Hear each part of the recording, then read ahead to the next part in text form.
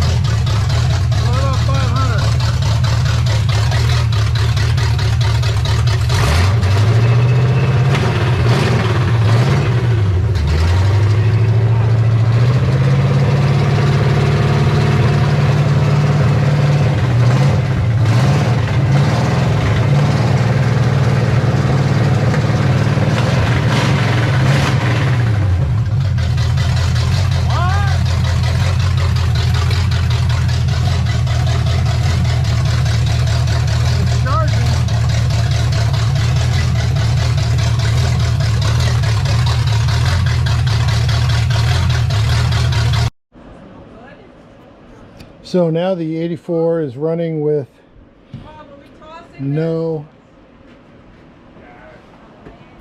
it's starting with the key, and it's got brakes, got power brakes now. It's got the fan and everything. We're gonna finish up this connectors tomorrow, along with the carrier bearing bracket. No, it's really not a pill. Replace our wood block with an actual bracket. That makes me extra happy.